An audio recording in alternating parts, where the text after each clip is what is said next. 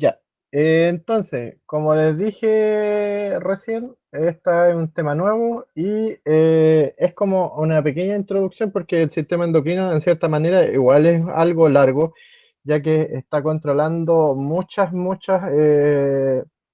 funciones, es un sistema de regulación más que nada, y que regula muchas funciones en el cuerpo humano. Entonces, tenemos que ir viendo hormona por hormona, entonces con función, el tipo de la naturaleza química, un montón de cosas que va, bueno, ahí se van a ir dando cuenta. Pero hoy día es como la clase como introductoria y en cierta manera la idea es no hacerlas tan largas porque ya de por sí, a pesar de que no son tantas diapositivas, es mucha la información, ¿ya?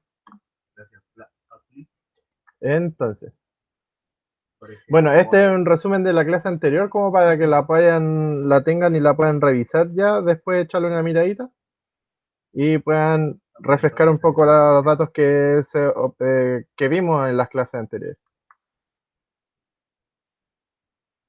Ya. En cuanto a la introducción, hablar del sistema endocrino, que es una serie de glándulas estas van a sintetizar sustancias químicas y que van a pasar a través de la sangre, ¿ya? Estas sustancias químicas que les decía anteriormente van a regular un montón de funciones dentro del cuerpo humano y más que nada la función es mantener el equilibrio, o sea, la función principal es homeostasis, ¿ya? Que es regular el equilibrio en cuanto a concentraciones de un montón de cosas que vamos a ver, principalmente sales, agua, nutrientes y otros muchos más. También reacciones y funciones que vamos a desarrollar en nuestra vida y en cuanto a reproducción, crecimiento, desarrollo del individuo, ¿ya? Como les dije, el sistema endocrino utiliza sustancias químicas o mensajeros bioquímicos, que estas son llamadas hormonas, ¿ya? Que lo que van a generar es un cambio o una respuesta del cuerpo humano a cierta situación.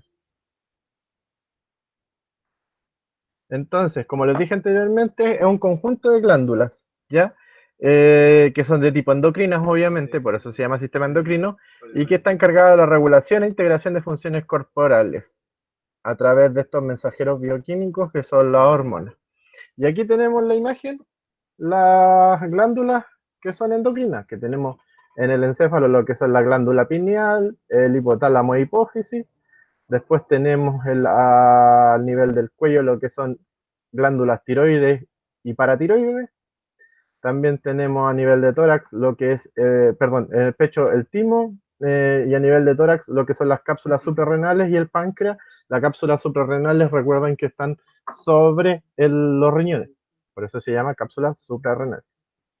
Tenemos y los sexuales, los órganos sexuales que son los ovarios y los testículos, bueno, ovarios en mujeres, testículos en hombres. Y si hablamos de glándulas, nosotros tenemos que saber la clasificación y cómo se clasifican las glándulas que tenemos en el cuerpo humano, en donde podemos clasificarlas como exocrinas, endocrinas y las mixtas o anficrinas.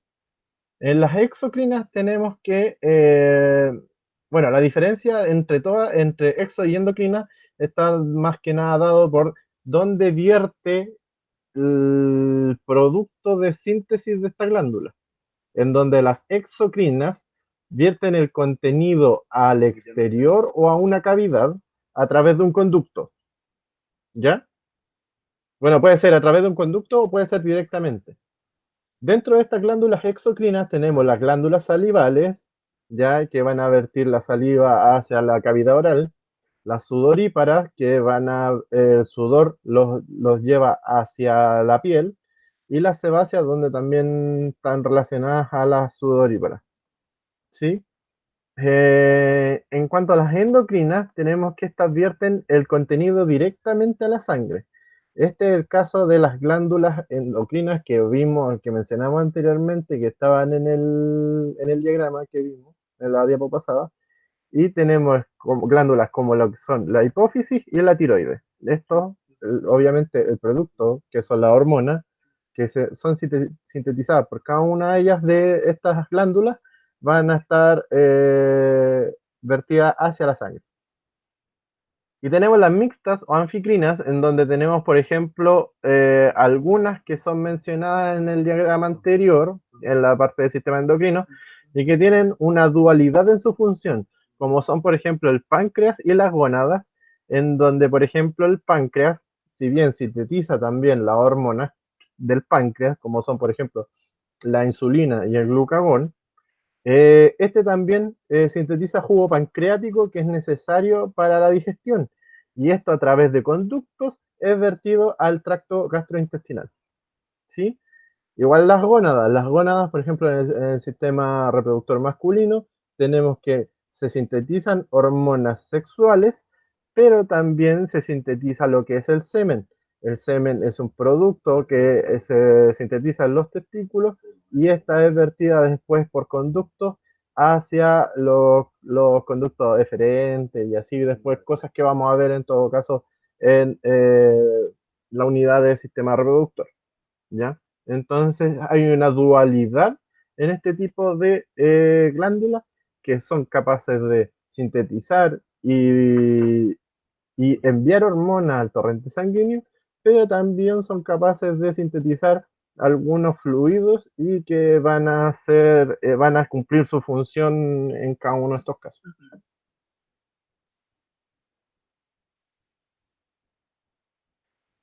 Y hablamos de hormonas, y la diferencia y la definición, perdón, de las hormonas son sustancias químicas secretadas por ciertos órganos del cuerpo que pueden ser animales o tejidos en plantas.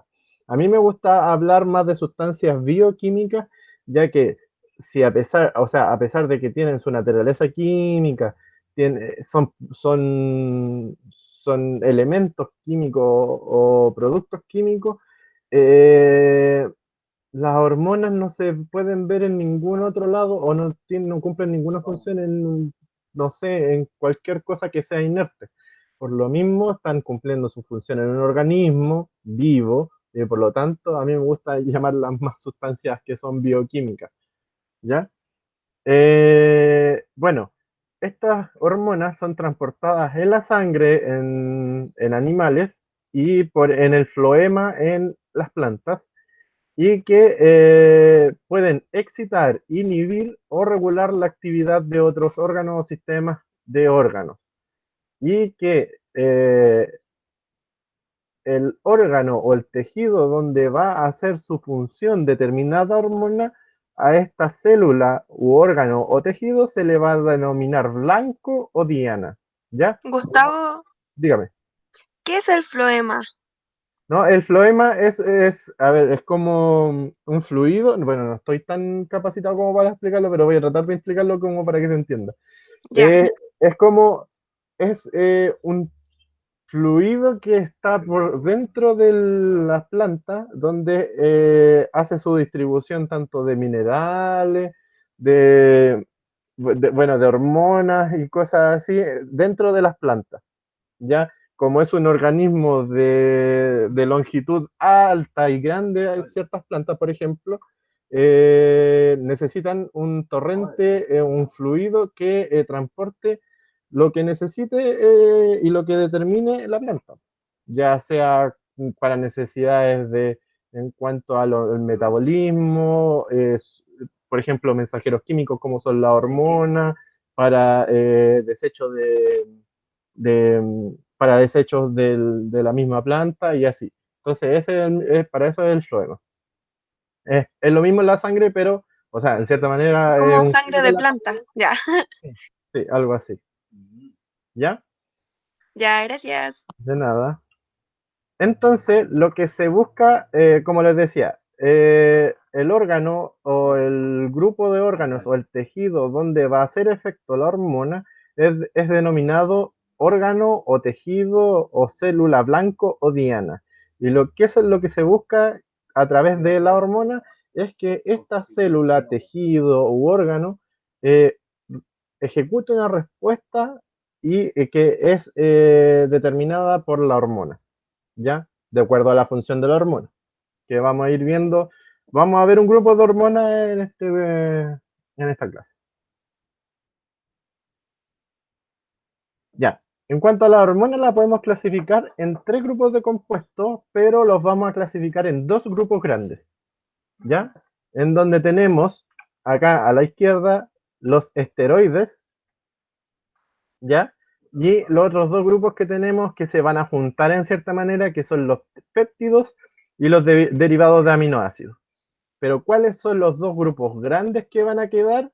Va a ser de naturaleza lipídica, que está conformado por el grupo de hormonas que provienen de los esteroides, en donde tenemos células sexuales principalmente y las de la corteza perdón, de la glándula suprarrenal, y los péptidos y aminoácidos que son de naturaleza proteica, ¿ya? Donde tenemos el resto y gran grupo de hormonas que hay en el cuerpo humano. Dice, las hormonas de animales proceden de glándulas endocrinas que vierten su secreción a la sangre. Eso está denominado y es la definición de una glándula endocrina. Entonces, las hormonas que pueden regular un montón de cosas. Tenemos regulación de almacenamiento, el uso y almacenamiento de energía y los intermediarios metabólicos que tenemos, por ejemplo, la glucosa, los lípidos. Por ejemplo, si nosotros tenemos almacenada mucho glucógeno, obviamente el aviso que va a dar el cuerpo humano para nosotros poder utilizar el glucógeno que tenemos guardado, el mensaje va a ser a través de hormonas, por ejemplo. Tenemos la actividad de órganos y otros sistemas, tenemos niveles y concentraciones de muchos iones, glucosa, intermediarios que van a haber también en el cuerpo humano. Van a estimular el crecimiento, el desarrollo principalmente, dice inhibir, pero principalmente cuando estamos a temprana edad se va a estimular mucho el crecimiento y desarrollo del cuerpo humano, la maduración también. También desarrollan características sexuales, ya cuando llegamos, por ejemplo, a la edad pubertad, por ejemplo, a través de la producción y síntesis de hormonas de tipo sexual van a empezar a aparecer lo que son los caracteres sexuales secundarios principalmente. Y procesos de reproducción, obviamente cuando nosotros somos un organismo vivo que en cierta manera parte de nuestro ciclo de vida es la reproducción y las hormonas van a estimular y van a regular estos procesos. Principalmente, por ejemplo, lo que vimos de gametogénesis, lo que es espermiogénesis, la ovogénesis, todo eso está regulado a través de hormonas. Bueno, como los dividimos delante, hace unas diapos atrás, dividimos en grupos las hormonas, nosotros tenemos que ver por qué las dividimos en ese grupo, no solamente por la naturaleza química que tienen estas sustancias, sino que vamos a ver ahora de que hay la manera en cómo incide la respuesta y cómo actúa estos grupos de hormonas son distintas también. Ya, no solo por que una es un lípido y la otra es proteína y esa es la diferencia. No, sino que el mecanismo de acción de la hormona es distinta en ambos grupos. Entonces tenemos, por ejemplo, las hormonas proteicas, en donde nosotros, la hormona proteica va a llegar a la célula blanco o a la célula diana y va a unir a un receptor que va a estar extra membrana, ¿ya? Está en la parte externa, ¿ya? Y hace contacto y genera este cambio dentro de la célula, ¿ya? Si se fijan en la imagen, nosotros tenemos 2 tipos de acciones que puede ejecutar el receptor de la hormona de tipo proteica, en donde la hormona entra y hace contacto con este receptor, pero tenemos 2 maneras en que puede ejecutarse esta respuesta. Si vemos en este lado, en la parte izquierda, la primera opción es que el receptor puede tener una actividad de tipo enzimática. Eso quiere decir que va a sentarse la hormona en su receptor y va a generar que se generen cambios enzimáticos, o sea, que la enzima empiece a sintetizar o a metabolizar ciertos productos dentro de la célula y eso va a generar un efecto fisiológico. ¿Ya? Ese es el efecto fisiológico que nosotros, o que esta hormona en la situación 1 desea buscar, ese efecto fisiológico. ¿Ya? Modifica principalmente actividad de la proteína, que principalmente son enzimáticas. O sea, por ejemplo, la hormona de crecimiento puede llegar acá y obviamente lo que hace la hormona de crecimiento es estimular el crecimiento, por lo tanto va a estimular metabolismo. Entonces lo que busca al unirse al receptor es aumentar la actividad enzimática dentro de la célula para así sintetizar, sintetizar, sintetizar y así crecer, crecer, crecer. ¿Sí? Tenemos la situación 2, que también es una hormona proteica y que este receptor está acoplado a una proteína G. O sea, este receptor es proteico, pero está unido a otra proteína o otra proteína adicional que es denominada proteína G. Lo que va a generar es que a través de una enzima se forme un segundo mensajero y este segundo mensajero que está sintetizado o metabolizado por la enzima genere otro tipo de cambios en ciertos metabolitos de la célula. Este es un proceso un poquito más largo, un poquito más indirecto, ya que aquí en la situación 1 tenemos que se realiza un cambio de manera inmediata, ¿ya? Aquí lo que busca es que la proteína G sintetice un segundo mensajero que ese va a ejecutar o va a decirle en otro lado de la célula, oye, tienes que metabolizar esto, ¿ya? Y ese es el efecto fisiológico, o sea, a través del segundo mensajero se activa otra cosa más para que se produzca el efecto fisiológico esperado en la célula, ¿ya?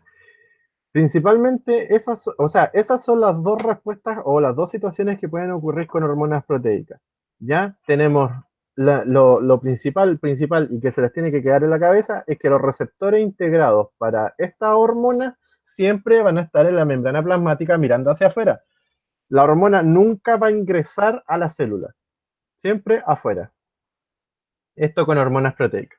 ¿Ya? Y que la respuesta, si la comparamos con la célula, perdón, con la hormona lipídica, estas van a ser respuestas más rápidas en comparación a hormonas lipídicas, ¿ya? Y la situación con la hormona lipídica o esteroidal, tenemos que los receptores siempre, siempre, siempre van a ser intracelulares ubicados en el núcleo o en el citoplasma, ¿ya? Y esta siempre ocurre con hormonas esteroidales y tiroideas. Con hormonas, no, esteroidales principalmente, ¿ya? Tiroidea es de tipo proteica, ¿ya? Entonces tenemos que la hormona va, bueno, otra característica que podemos diferenciar entre la hormona proteica con la lipídica es que la lipídica, obviamente, por deducción, podemos decir que atraviesa membrana, ¿ya? La proteica no puede atravesar membrana, por lo mismo tenemos receptores afuera. Lo que hace la hormona lipídica es ingresar y como dice en el primer cuadro amarillo, es que tenemos el receptor o en el citoplasma o en el mismo núcleo, ¿ya? Y siempre, siempre, siempre, por eso les digo que esta respuesta en cuanto a las hormonas esteroidales son mucho más lentas en comparación a las proteicas, es que lo que va a generar es un cambio, o no, no un cambio, sino que va a generar una estimulación en el gen o en el genoma para generar un ARN mensajero, ¿ya? Eso quiere decir que va a llegar el receptor al citoplasma o al núcleo, se va a unir al receptor, va a estimular a que se activen, por ejemplo, las mismas proteínas que van a ayudar a que se duplique o que se genere un ARN mensajero, que son similares a las que generan la duplicación del ADN. Eso quiere decir que tenemos que desenrollar esta doble hebra de ADN, ¿ya? Que es como helicoidal, entonces hay que separar esos cables, por decirlo de alguna manera, y dividir esta hebra para así, por complementariedad, generar el ARN mensajero, ¿ya? Después de esto, que es un proceso relativamente igual en cierta manera largo, porque necesita cumplir con un montón de, o sea, primero la secuenciación, primero, después tienen que revisar que la secuenciación y la generación del ARN mensajero por complementariedad sea adecuada y que no genere alguna mutación, ¿ya? Entonces, después que está formado el ARN mensajero, tiene que salir del núcleo para así buscar ribosomas que vayan a sintetizar esta proteína. Obviamente tienen que juntar aminoácido por aminoácido, se tiene que ensamblar esta proteína y dejarla funcional. Por lo mismo, toda esa secuencia de trabajo que les mencioné ahora es mucho más lento que si comparamos a una función de una hormona proteica. ¿Ya? Entonces, por lo mismo les digo, y que se les quede muy claro estas diferencias, por favor.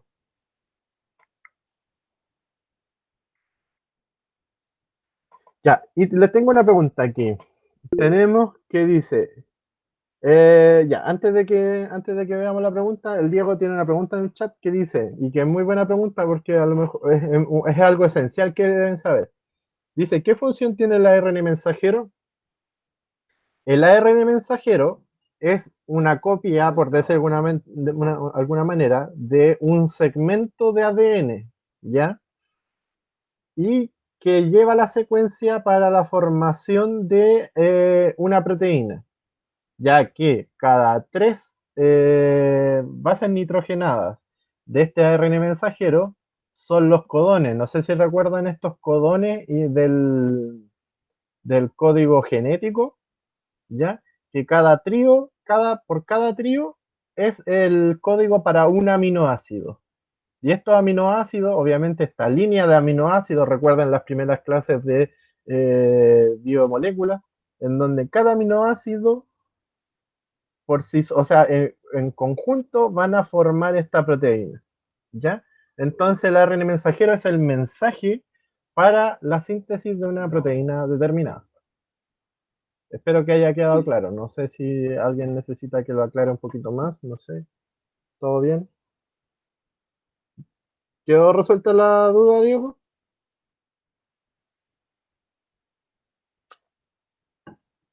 Sí, ya, súper. Entonces, ahora sí, las preguntas y que la tienen que responder usted, obviamente. Aquí dice, a continuación se muestra un diagrama del mecanismo de acción de una hormona. Mírenla bien, mírenla bien, mírenla bien. Mientras la miran, yo les voy a decir cuáles son las alternativas, no la respuesta, la alternativa. A partir del Espérate, diagrama. una pregunta antes. ¿Cuál es Dígame. el medio interno y cuál es el medio externo? ¿De dónde parte? ¿De dónde? ¿De qué? Eso, Para eso, entrar. eso está definido en la primera clase, po. No, no No, es la no, primera clase. sí sé qué es, pero en la imagen. Ah, acá, po. Ah, ya, no, ya, caché. Porque acá está material genético. Eso quiere decir que esto es núcleo y esto es la membrana nuclear, ¿cierto? Y este es la membrana plasmática. Ya. Ahora sí, entonces las alternativas son A. Se trata de una hormona de naturaleza lipídica. B. Uno corresponde a un transportador de tipo bomba que permite el ingreso de la hormona. C. Ah, no, en uno. Uno corresponde a un transportador de tipo bomba. Dice C. En dos, acá, la hormona sufre una serie de modificaciones químicas. D. En tres, la hormona ingresa en el núcleo y activa la expresión de ciertos genes. E. El efecto fisiológico de la hormona depende de la expresión de genes específicos. Deje su respuesta en el chat, si quiere lo habla, si quiere dice esta pregunta está mala, o diga no voy a dar la prueba de biología, me voy a historia, no sé, deje su comentario.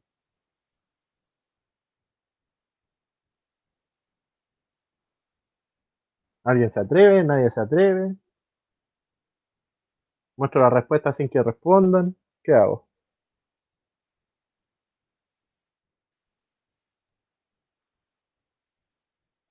Ya, la Cata dice que está entre la D y la B, pero tiene que explicar, tiene que ir tirarse por una, no puede marcar las dos en el facsímil. Pues, ya.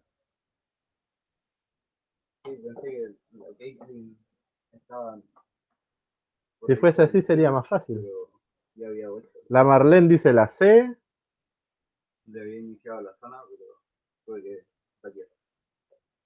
Estas diapos son de años atrás, uno va armando y agregando, complementando varias cosas en todo caso. Y yo encontré esta pregunta muy buena. De hecho, generalmente a mí en las clases no me gusta agregar preguntas porque en cierta manera, no sé si desconcentran, pero la idea es que mantenerlo despierto en cuanto a la información y después aplicar lo que se ve. Pero encontré muy buena esta pregunta. Ya, nadie más, está la Cata y la Marlene y el Diego que dice la C también.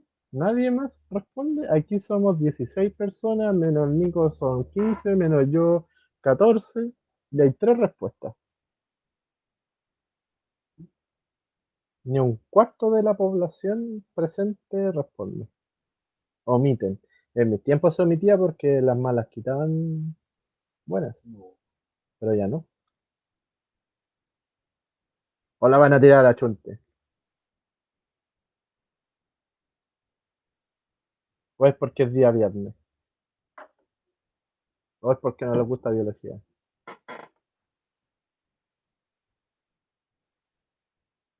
Martín dice la C también. Ya, vamos a ver la respuesta. La alternativa correcta es la E. Ya, vamos a ver por qué. A ver, la A, ¿se trata de una hormona de naturaleza lipídica? No.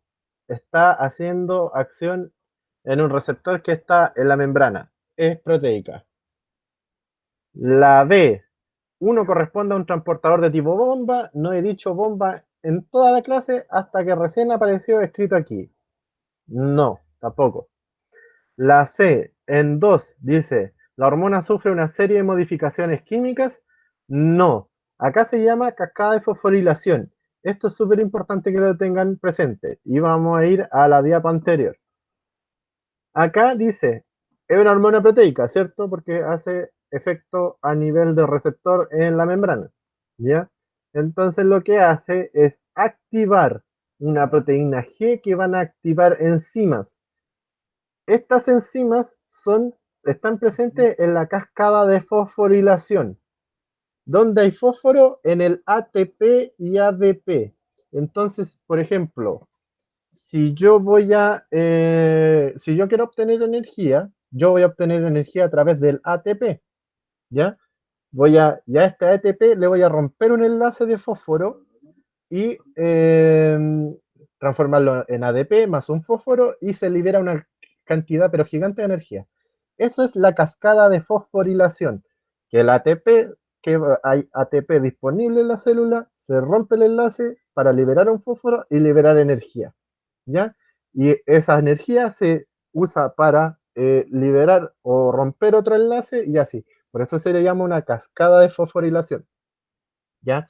Y esa energía que voy liberando se va acumulando, acumulando, acumulando y voy a obtener una gran cantidad de energía para la célula, para ese momento y para esas necesidades metabólicas, ¿ya? Por eso se llama cascada de fosforilación. Pero la hormona no sufre, ojo, es súper importante que le hayan puesto un ojo bien grande a lo que dice, porque dice en 2, en la C dice en 2, en la cascada de fosforilación, la hormona sufre una serie de modificaciones químicas. Y acá está la hormona, afuera, nunca entró. Entonces la hormona nunca pudo haber sufrido modificaciones acá. ¿Ya? Parece que está afectando el día y la hora. La D dice en 3, la hormona, o sea, dentro del núcleo, la hormona ingresa al núcleo, ya está determinado que no, porque está acá afuera, y activa la expresión de ciertos genes. ¿Ya? Y el E, el efecto fisiológico de la hormona depende de la expresión de genes específicos. Claro, ¿por qué? Porque para cada ARN mensajero que se forme es una secuencia específica de gen. O sea, por ejemplo, este ARN mensajero solo va a sintetizar un tipo de proteína en específico, ¿ya? Porque está determinado o dependiendo de la secuencia del gen de donde es obtenido el ARN mensajero. ¿ya? Si la secuencia del gen se hubiese tenido de acá, hubiese sintetizado otra proteína totalmente distinta. ¿Quedó claro por qué? Se necesita menos apuro y leer muy bien y ver también muy bien lo que es la imagen. ¿Sí? ¿Todo bien? Me quedé mucho rato.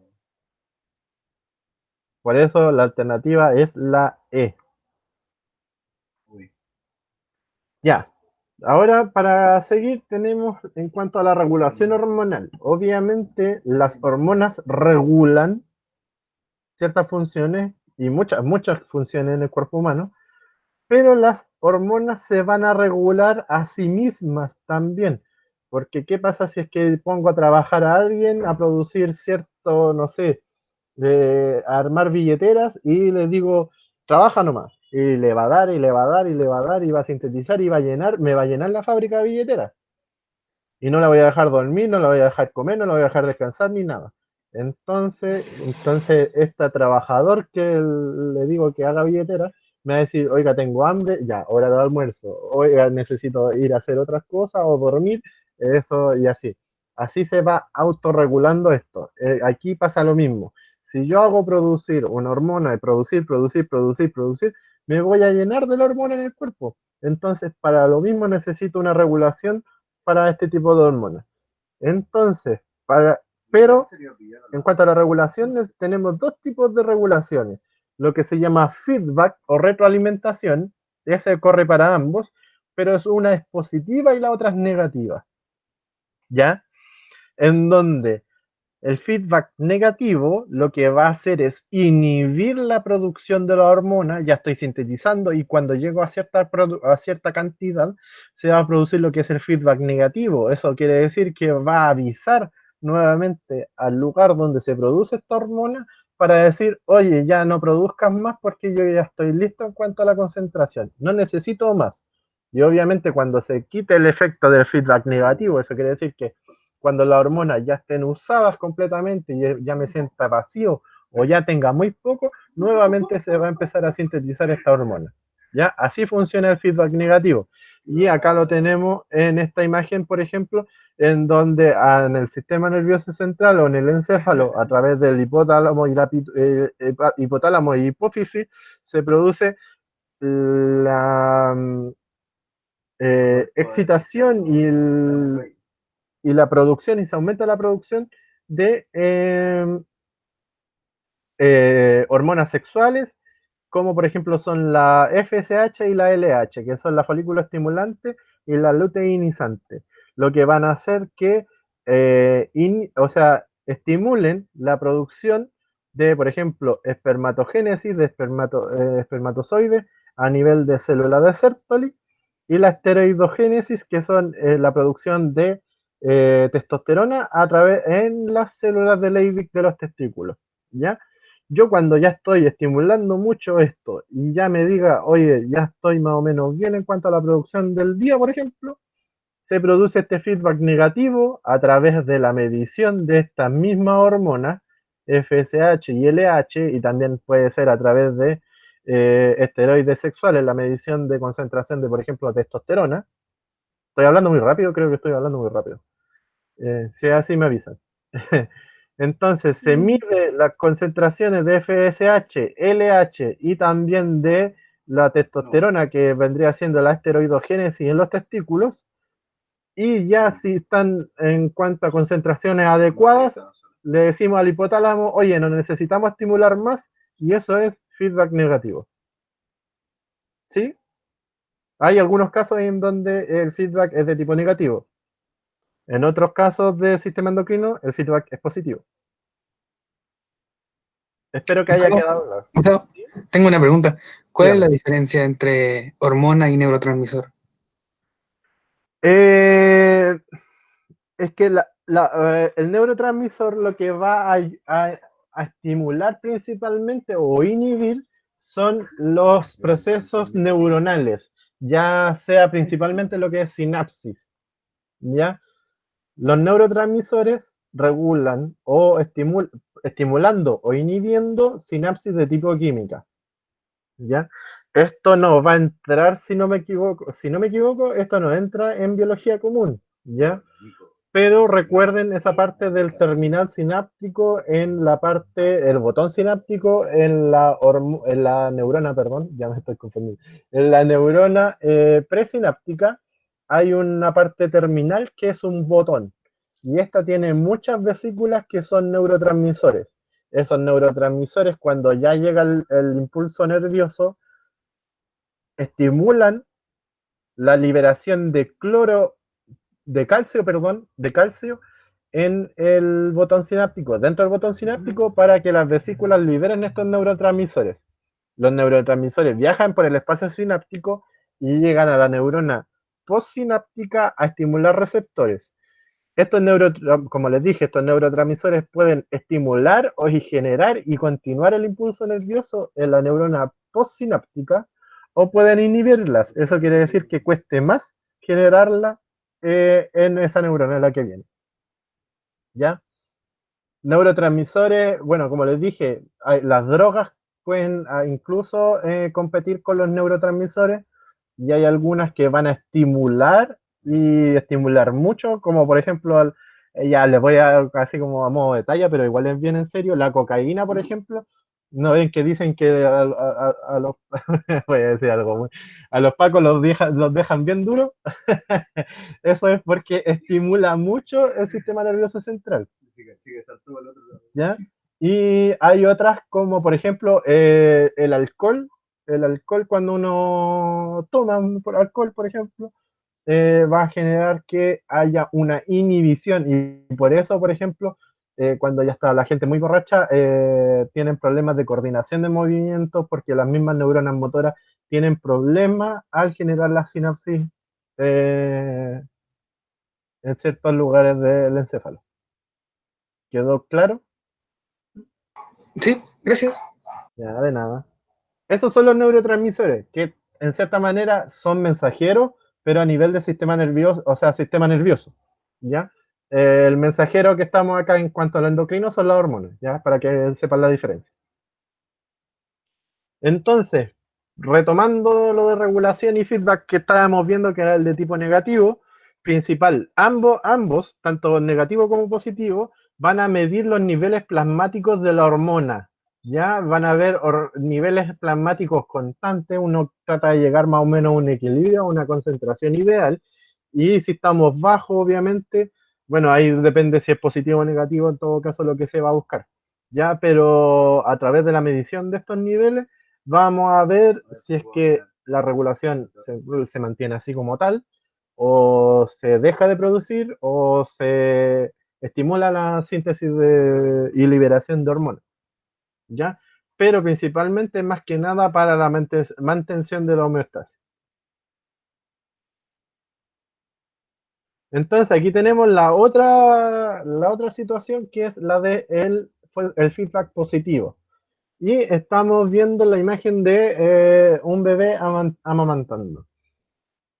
¿Por qué feedback positivo? Porque a nivel del pezón, en la aureola, lo que hace el bebé es generar un vacío al succionar el pezón, ¿ya? El pezón y la aureola en general tiene muchos receptores de presión en donde va a decir, es como que el receptor va a decir, el bebé tiene hambre, así que necesitamos que liberemos leche. Entonces, hay dos hormonas que están implicadas en este tipo en esta situación, donde tenemos que es la prolactina para la producción de leche, ¿ya? Y tenemos la oxitocina que va a generar la eyección de la leche. Sí, Cata, la producción, o sea, este feedback positivo es más que nada por estímulo de presión del que genera ese vacío al succionar el pezón, ¿ya? Y los receptores obviamente reciben ese estímulo mecánico para así estimular la producción de leche y la oxitocina. Bueno, el efecto de la oxitocina es mucho más inmediato, ya que nosotros, o sea, la estructura en sí, no nosotros, la estructura en sí, necesita liberar oxitocina de manera inmediata para eyectar leche de manera inmediata, ¿ya? Mientras que el de la prolactina es un poquito más mirando como a mediano plazo. Eso quiere decir que la guagua va a tomar leche, obviamente, y se me va a acabar la, ¿cómo decirlo? La reserva de leche que hay en la estructura de la mama. Entonces necesitamos que la prolactina estimule la producción de leche, que no va a ser para inmediatamente tome leche al tiro la guagua, sino que va a ser como para la vez que viene, porque se le va a acabar. Es como ir a comprar al supermercado leche porque se me va a acabar, algo así, parecido. ¿Ya? Entonces, este feedback positivo es un aumento sostenido de niveles plasmáticos de la hormona. Vamos a aumentar para que la oxitocina eyecte más leche cada vez más y la prolactina produzca más leche todavía. ¿Ya? Y rompe la estabilidad de la homeostasis, ya que, por ejemplo, la guagua se va a tomar toda la leche, o no sé si toda la leche, pero va a dejar menos leche en la reserva de la mama, en la estructura mamaria, y necesitamos que el equilibrio sea que el estanque esté lleno, por decirlo de alguna manera. ¿Sí? Espero que se haya entendido eso también. Bueno, y obviamente acá tenemos que el hipotálamo, tenemos la estructura de la hipófisis, que hay dos estructuras, que es la hipófisis anterior y la posterior, y la prolactina viene de la anterior y la hipófisis de la posterior. ¿Ya? Ya, y aquí tenemos preguntas, nueva pregunta. Dice, el siguiente esquema muestra un sistema de retroalimentación hormonal, donde ustedes ahí pueden verlo. El 1 en secuencia lineal, 1, 2, 3, 4, y ahí va indicando las flechas como de secuenciación. ¿Ya? Y tenemos que aparece feedback positivo en las 4 flechas. Dice, ¿cuál de las opciones es correcta? A, 2 no es afectado por 4. B, si se inhibe 3, aumentará 1. C, este sistema puede llevar a grandes aumentos de 1. D, en ausencia de 2 y 3, continúa la retroalimentación entre 1 y 4. E, entre 1 y 4 existe mecanismo de retroalimentación negativa. Deje su respuesta en el chat o si quiere La B. conversar. Martín dijo la B, ¿sí? O la D. La B. B de burro. Sí. Ya. Martín dice la B. ¿Alguien más? Martín dice, si se inhibe la 3, aumentará la 1.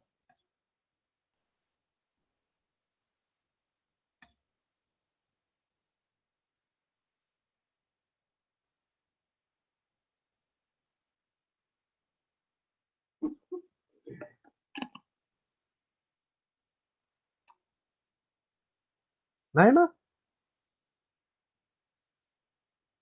La Zainab dice la C.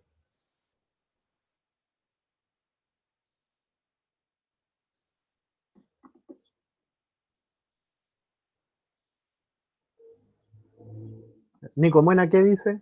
A, B, C, D, E, F. No está, parece. Ya, nadie más respondió. La Cata dice C y vamos a ver ahora. La respuesta es la C. Dice que este sistema puede llevar a grandes aumentos de 1. Sí, obviamente que si hacemos la secuencia directa y trabaja mucho rato, obviamente vamos a estar acumulando en el final mucho de la hormona 4, por decirlo de alguna manera, o de la situación 4. Entonces, el que haya mucho de 4 y que deje trabajando un rato eso, va a generar y estimular que esto se forme un ciclo, por decirlo de alguna manera, ya un bucle. Entonces, el que haya mucho de 4 puede generar que si lo dejamos mucho tiempo, se aumente mucho, genere gran aumento de 1, obviamente. ¿Ya? Porque la otra respuesta dice, 2 no es afectado por 4. Sí, porque el que haya 4 o mucho de 4 va a generar que haya mucho aumento de 1 y eso va a influir directamente que se produzca mucho de 2, ¿cierto? Si se inhibe 3, aumentará 1, no, porque si se inhibe 3, no llegamos a 4, entonces no se va a estimular la formación de 1, ¿ya? En la D dice, en ausencia de 2 y 3, continúa la retroalimentación entre 4 y 1, no, porque si produzco 1, pero inhibimos esta, no se va a formar 4 y no se va a estimular 1, ¿cierto? Y dice, entre 1 y 4 existe un mecanismo de retroalimentación negativa, obviamente no, porque ahí sale el positivo.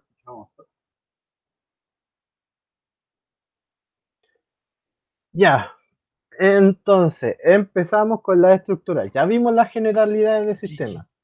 Vicente dice, espérame. Si se hubiese puesto como alternativa 2 no es afectado directamente por 4, ¿sería correcta? 2 no es afectado directamente por 4. Es que es una alternativa, o sea, la redacción de esa alternativa sería muy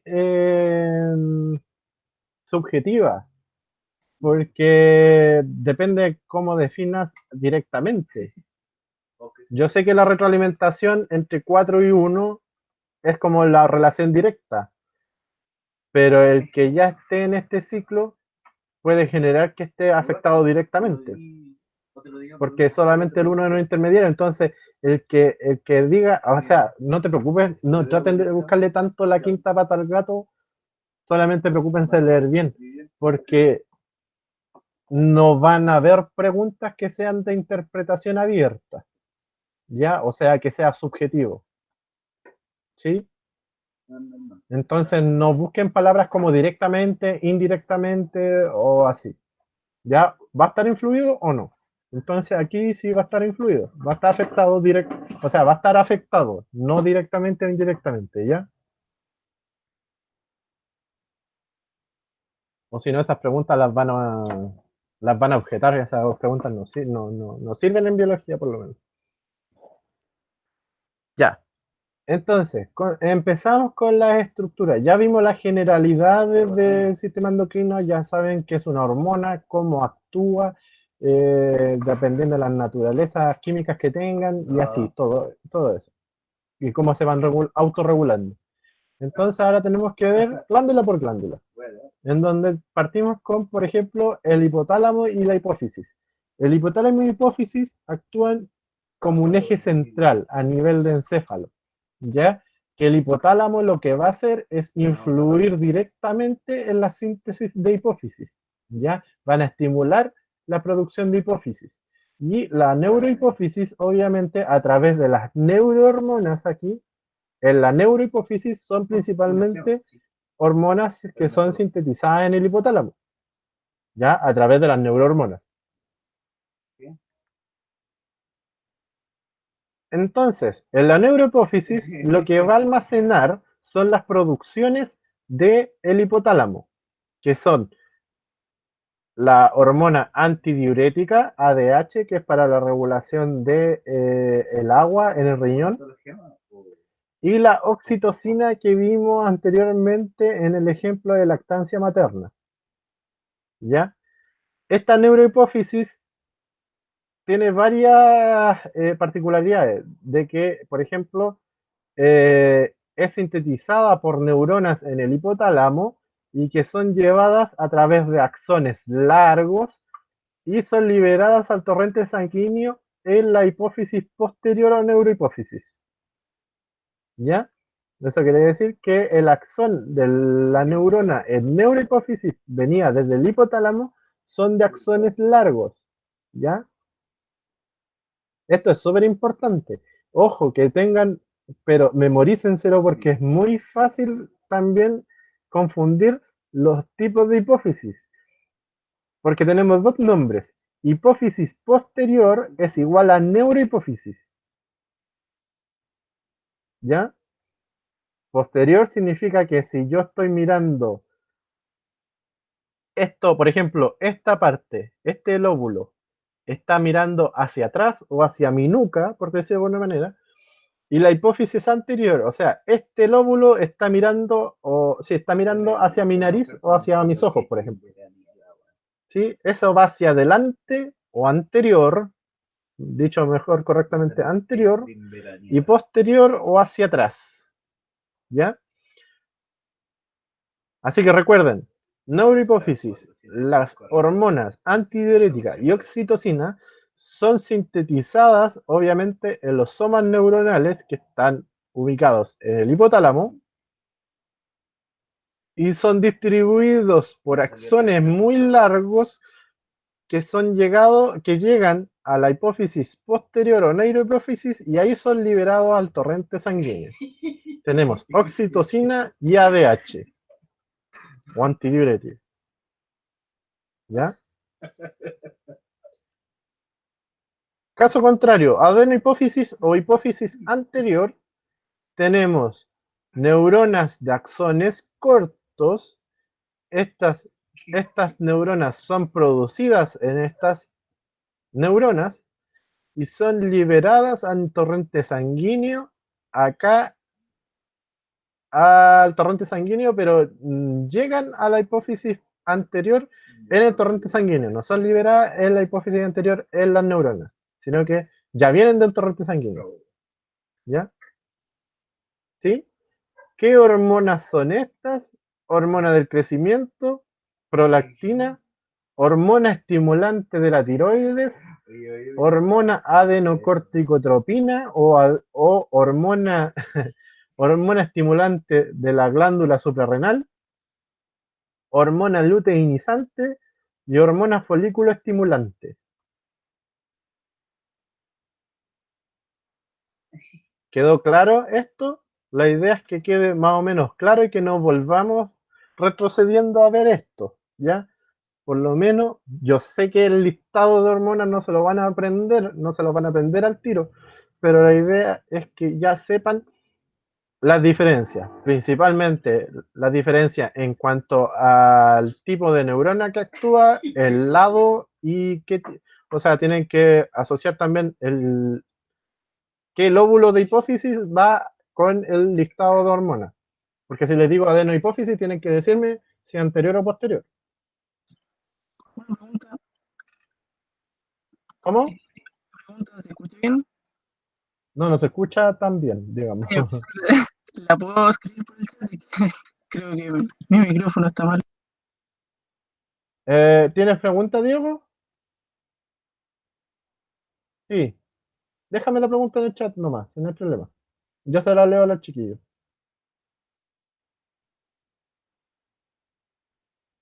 No sé si alguien más tiene alguna duda con esto, queda más o menos claro. Bueno, otro dato así como para que lo tengan más o menos claro. Aquí hay dos hormonas que mencioné que son estimulantes, la TSH y la ACTH. Estas hormonas van a estimular otras glándulas endocrinas para sintetizar otras hormonas. Eso quiere decir que la hormona estimulante de la tiroides o TSH, este eje central que está en el encéfalo, va a ir esta hormona a la tiroides a decir, produce tus hormonas tiroidales, que ya son la T3 y T4, que son la triiodotironina y la tetraiodotironina. Y la hormona adenocorticotropina es la hormona estimulante de la glándula suprarrenal. ¿Ya? Obviamente va a ir a la glándula suprarrenal a generar, a decir, oye, necesito que sintetices cortisol, que sintetices tus hormonas, por ejemplo. Ya, el Diego pregunta, ¿cuál es la diferencia entre la hormona luteinizante y la folículo estimulante? Diego, esta respuesta te la voy a dejar como en stand-by. Lo vamos a ver en la clase con reproductor de la parte de endocrino, ¿ya? Porque es muy enredado y necesito que no nos vayamos a esa parte todavía. Tenemos que seguir con esto, pero la diferencia la voy a decir cuando veamos las hormonas, o sea, las glándulas que son sexuales, ¿ya? Porque ambas tienen una función específica, pero y se diferencian entre sí, pero además cada una genera su función en hombre y en mujer, son funciones distintas. Entonces, como una respuesta muy larga como para respondértela, te la voy a dejar pendiente para la clase, para, no sé si la siguiente clase o la subsiguiente, porque son como 2 o 3 clases de esto. ¿Ya? ¿Está bien, Diego? ¿Qué comprar pan?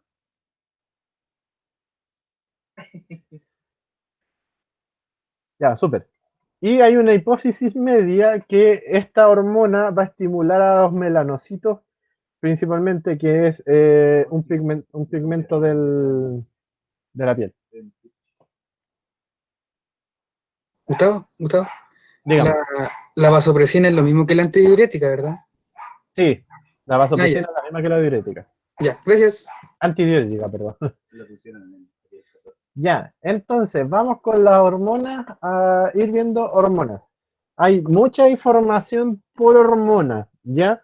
Yo voy a tratar de pronto armarles un cuadro así similar a esto, con listado o con lo que necesitamos saber de cada una de las hormonas. Vamos a ver si es que, o sea, voy a ver si es que esta tabla con información de cada una de las hormonas está bien o si es que hay que agregar algo, ¿ya? Ya, partimos con la hormona del crecimiento. La hormona del crecimiento está producida en la adenohipófisis, ¿ya? Sintetizada en la adenohipófisis. Recuerden que estas son sintetizadas en neuronas del hipotálamo, ¿ya? El órgano blanco es un efecto generalizado. Eso quiere decir que va a ser efecto en todos los tejidos de nuestro cuerpo. El tipo de mecanismo de regulación es a través de un feedback negativo, ¿ya? ¿Y qué efectos va a generar? Como dice hormona del crecimiento, va a estimular el crecimiento de nuestro cuerpo, sintetizando principalmente proteínas y obviamente también va a aumentar nuestra glicemia, ya que nosotros para aumentar el metabolismo de nuestro cuerpo, de nuestras células, necesitamos una mayor disponibilidad de energía y nuestra disponibilidad de energía inmediata es a través de glucosa, por lo tanto necesita aumentar la glicemia en la sangre para que esté disponible para el tejido que lo requiera, ¿sí? Por lo mismo es hiperglicémica. Obviamente no es la hormona principal para aumentar la glicemia en nuestra sangre. Además que la hormona del crecimiento va a hacer efecto obviamente a edades tempranas, ya a mi edad o a los 40 años o a los 70 años prácticamente no va a haber hormona del crecimiento porque no vamos a crecer, ¿sí? Cuando, ¿qué ocurre cuando hay deficiencia en la niñez de esta hormona? Va a haber un enanismo de tipo hipofisiario, ¿ya?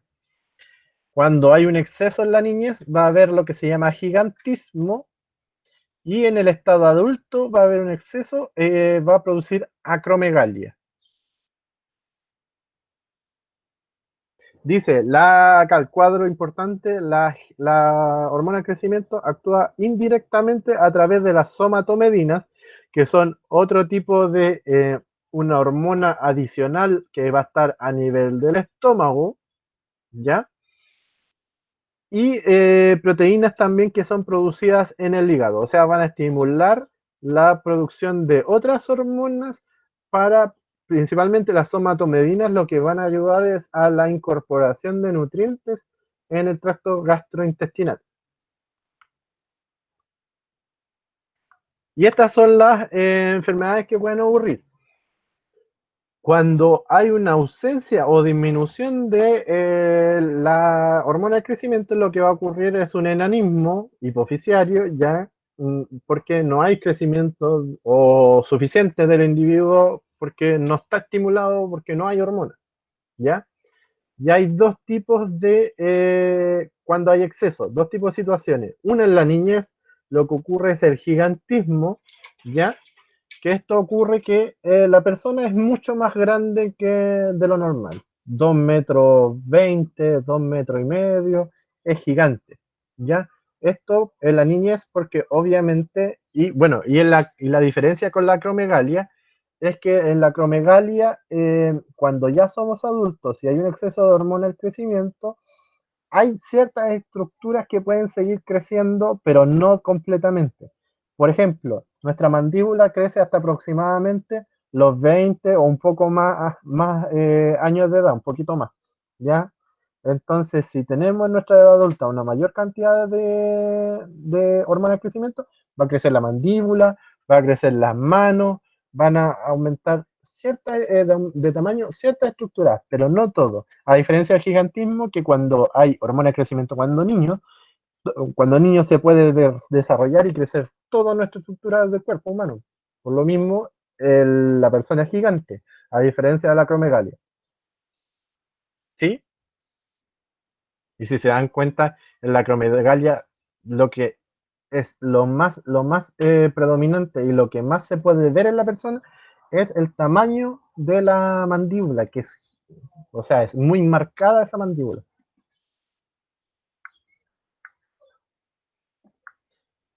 Ya, pasamos a la siguiente, hormona tiroidea.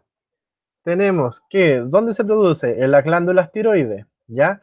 ¿Cuáles son las glándulas? Perdón, antes de seguir, ¿cuáles son las hormonas tiroideas? La tiroxina o la tetrayodotironina, que es denominada, abreviada T4, y la triyodotironina, que es la T3, ¿ya? Ambas hacen efecto a nivel de los tejidos, a todos los tejidos, pero la versión como más activa es la T3, por si acaso, para que lo sepan. ¿Dónde se produce? En la glándula tiroides. El órgano blanco también es un efecto generalizado. El mecanismo de regulación es a través de un feedback negativo. Y los efectos corporales es principalmente el aumento del metabolismo basal. ¿Ya? Estimula el desarrollo y maduración del sistema nervioso también. Ya que por eso mencionan que a través de la incorporación de yodo a nuestro organismo es muy importante principalmente a temprana edad para que haya una correcta maduración de nuestro sistema nervioso, y llámese principalmente lo que son las neuronas. ¿Ya? Si hay una deficiencia de yodo, puede haber problemas en cuanto al desarrollo y en cuanto al intelecto. ¿Ya? Tenemos deficiencia en la niñez cuando hay menos hormonas tiroideas, cretinismo.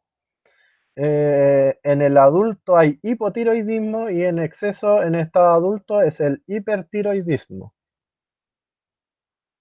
Recuerden que la tiroides está asociada y anexa a lo que es la tráquea, está en la zona anterior a esta y que tiene dos lóbulos principalmente que son muy grandes que están apoyados en los costados de la tráquea. ¿Ya? Y acá también tenemos lo que es el diagrama de cómo actúa el feedback positivo, perdón, negativo, en donde el eje hipotálamo-hipófisis estimula a través de la TRH en la hipófisis, lo que hace es liberar TSH, perdón, hipotálamo-TRH y la hipófisis TSH.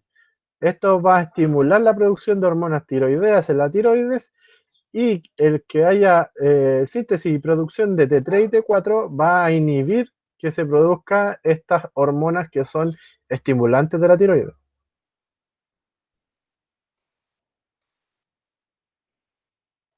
Acá tenemos las alteraciones que pueden ocurrir tanto en adultos, bueno, en adultos tenemos que el hipotiroidismo, obviamente, como tenemos una baja en cuanto a nuestro metabolismo basal, la persona que está afectada por el hipotiroidismo va a sentir frío, va a tener temblores, va a tener debilidad, cosas que el cuerpo de esta persona sufre porque tiene menor metabolismo, va a generar menos calor, obviamente, porque tiene menos metabolismo.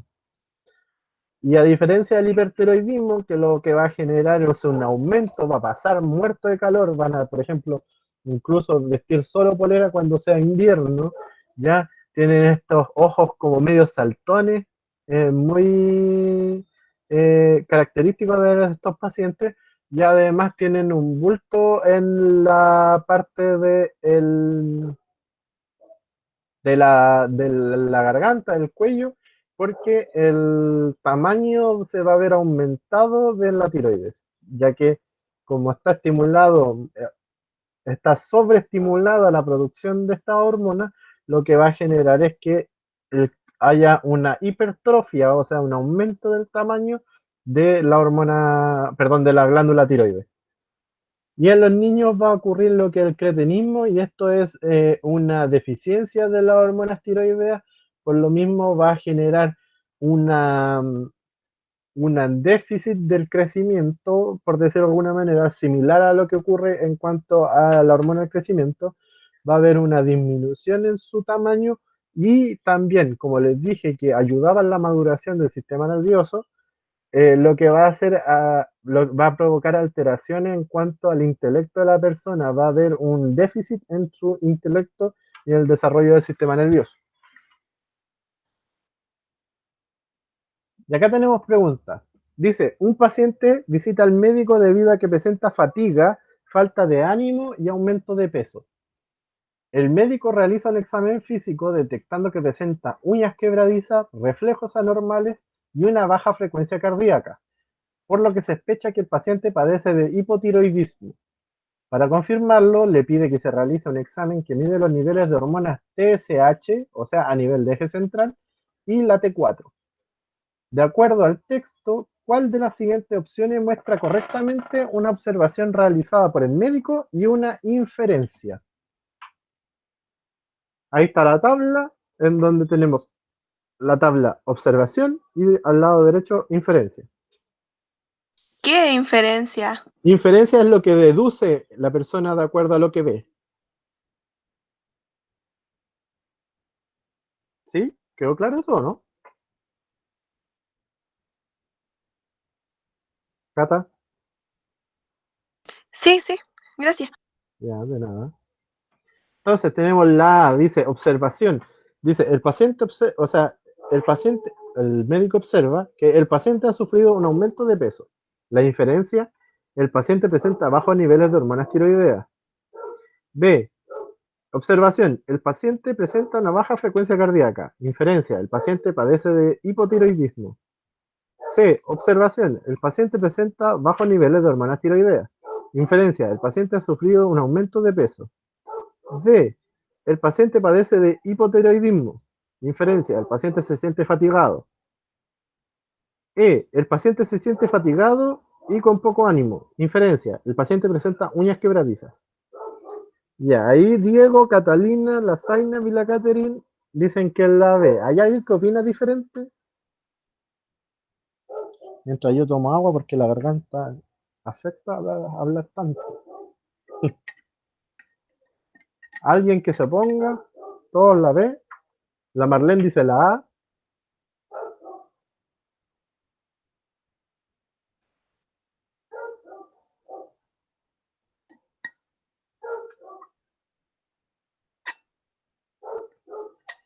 Ya, vamos a ver. Martín dice la A también.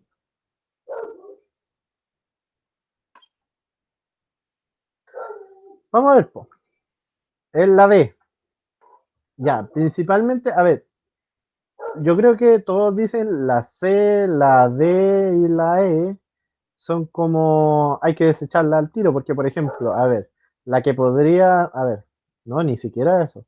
La C dice, paciente presenta bajos niveles de hormonas tiroideas, el médico ni siquiera lo sabe porque pidió el examen, para afuera. La D, el paciente padece hipotiroidismo, tampoco podemos saberlo porque tampoco tenemos los niveles de hormonas tiroideas, para afuera. La E, el paciente se siente fatigado y con poco ánimo, no es como la característica principal por la que podríamos preocuparnos del paciente, ¿ya? Dice, por ejemplo, el paciente visita al médico debido a que presenta fatiga, falta de ánimo y aumento de peso. Ahí hay signos clínicos, que son 3. Y que además dice, presenta uñas quebradizas, reflejos anormales y baja frecuencia cardíaca. ¿Cuál? A ver, el médico ve todas esas 6 cosas. ¿Cuál es el indicativo como más, o sea, a ver cómo decirlo, más objetivo que puede ver el médico? Es que la frecuencia cardíaca es baja. ¿Por qué? En la fatiga, falta de ánimo pueden influir muchas cosas. Por ejemplo, que tenga estrés, que esté cansado, que duerma mal, un montón de cosas. El aumento de peso también, que la calidad hasta el sueño puede influir en el aumento de peso. La calidad de la dieta, si es sedentario o no, también puede influir muchas cosas. Entonces, la baja frecuencia cardíaca es como el parámetro que es el más objetivo como para ver lo del paciente, ¿ya?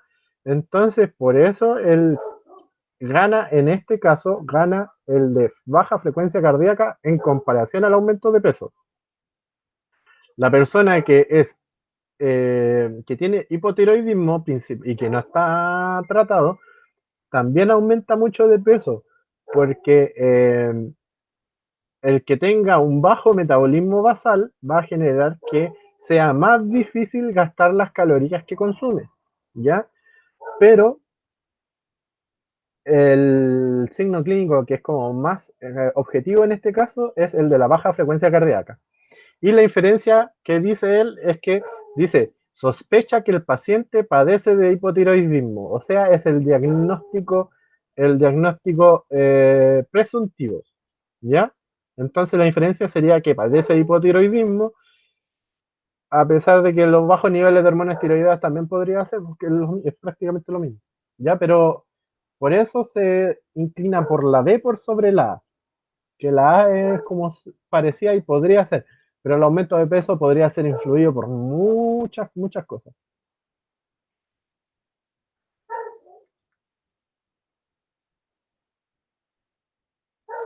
Ya. Tenemos lo que son las hormonas calcitonina y la paratormona. La calcitonina y la paratormona se encuentran en la glándula paratiroides. La glándula paratiroides son unos lóbulos que son muy chiquititos y que son 4 y que están anexadas a la glándula tiroides. ¿Ya? ¿Dónde se encuentran? Las voy a apuntar, miren. Ay, chuta. Ahí, ese puntito amarillo y ese puntito amarillo que están ahí, esas son las glándulas paratiroides. Acá abajito debería, donde está el cuadro, aquí y aquí deberían haber 2 más. Ya, son 4. ¿Y de qué están? ¿Qué es lo que regulan? Es la calcemia, que es el nivel de calcio en la sangre. ¿Ya? Una la va a aumentar, otra la va a bajar. Ya. Entonces, vamos situación por situación. ¿Qué es lo que hace la calcitonina? Vamos a la parte superior del dibujo. La calcitonina lo que hace es disminuir la calcemia. O sea, si yo tengo mucho calcio en la sangre, yo voy a disminuir estos niveles. Ya, por ejemplo, soy muy fanático de la leche o lo que sea que tenga calcio o cualquier cosa que tenga calcio, yo voy a tener mucho calcio disponible en la sangre. Entonces tengo que liberar calcitonina para así bajar los niveles de calcio en la sangre. ¿Y cuál es el efecto que produce en el organismo la calcitonina?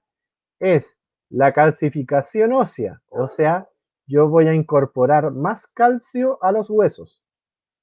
Además, voy a disminuir la absorción de calcio a nivel del intestino, o sea, estoy comiendo cosas con mucho calcio, pero la calcitonina va a decir, no, usted no puede incorporar más calcio, ya tiene mucho.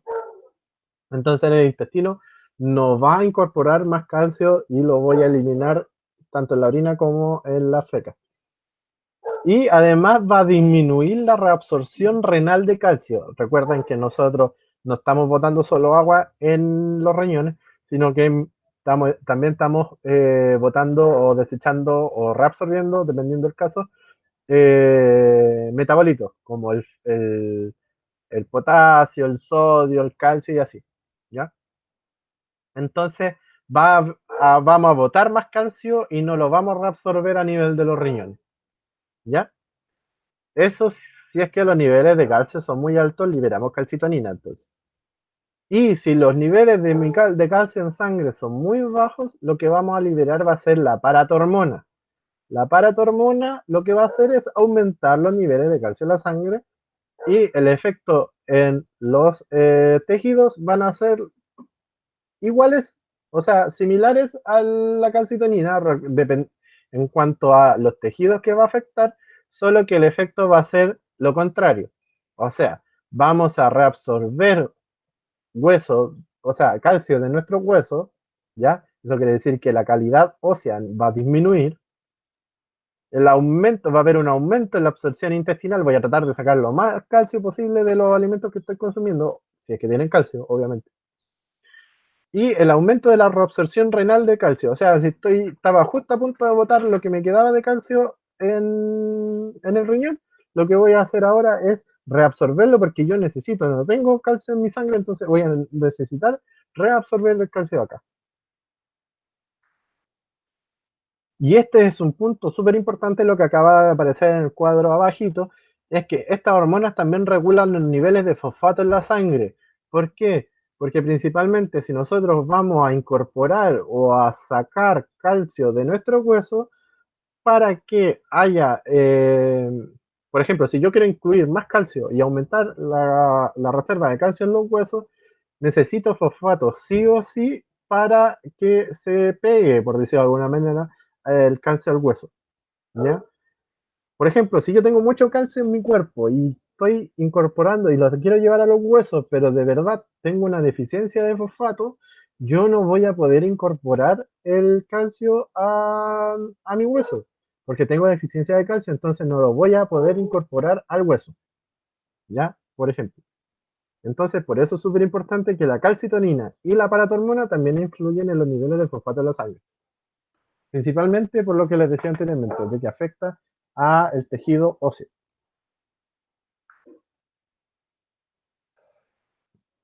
¿Cómo vamos de tiempo?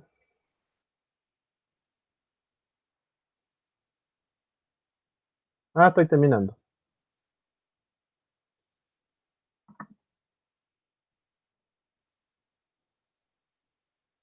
Ya. Vamos con hormonas del páncreas.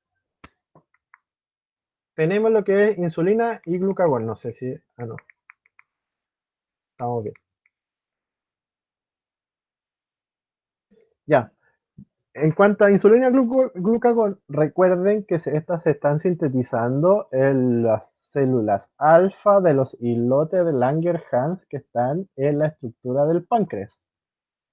Recuerden que el páncreas es una glándula de tipo anficrina. Eso quiere decir que va a estar produciendo tanto hormonas como jugo pancreático que va a ser vertido en el tracto gastrointestinal. O sea, tiene doble función el páncreas. ¿Ya? Y como por ejemplo, la hormona de la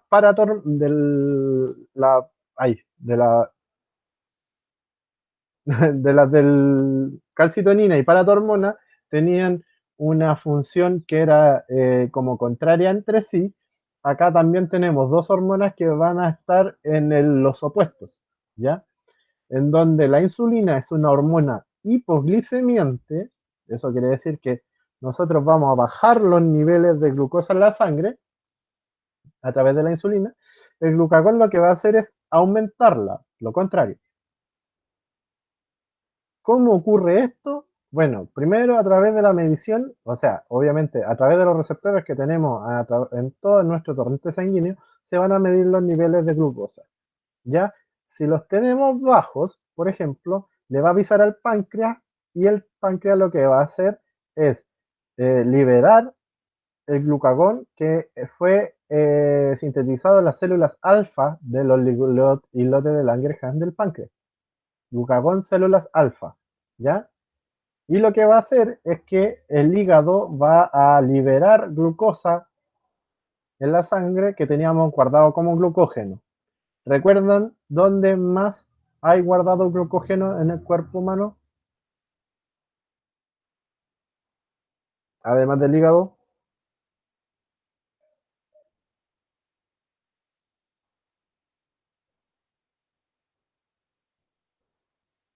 ¿Dónde más? Además del hígado. ¿Músculo? ¿Perdón, Martín? ¿En los músculos? En los músculos, muy bien. En las células de músculo. Tejido adiposo. Y en el tejido adiposo. Muy bien, Marlene. Entonces, recuerden, y para que vean que en la célula diana, ¿por qué les pregunté? Porque necesitan saber cuál es la célula diana. La célula diana del glucagón no solamente es el hígado, sino que también son las células de los músculos, ¿sí? Y las células del tejido adiposo. ¿Ya?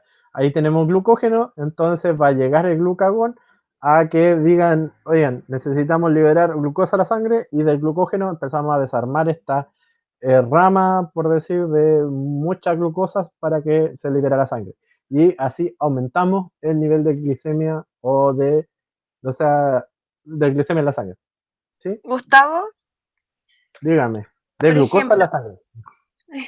si uno genera una resistencia a la insulina, ¿qué es lo que falla? ¿El glucagón o la insulina? Eh, Ahí hay dos tipos, es que ahí depende del tipo de diabetes, más que nada.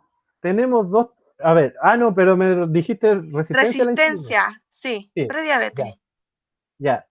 La que ocurre en la resistencia a la insulina es que el receptor del glucagón, de la insulina, bueno, en ese caso la insulina, porque tenemos niveles muy altos de glicemia, el receptor ya no va a ser tan afín y no se va a estimular tanto con la insulina, ¿ya? Como que se aburrió. Así como dice la persona principalmente que desarrolla resistencia a la insulina, es porque consume muchos carbohidratos, y eso quiere decir que tiene una alta glicemia casi constante. Entonces, recibió tanto estímulo por la insulina que el receptor como que se cansó, como que, por decirlo de alguna manera, tiene fallas y se cansó y no quiere recibir más insulina, y como que ya no mete glucosa dentro de la célula. Entonces, por eso se aumentan los niveles de glicemia. ¿Ya?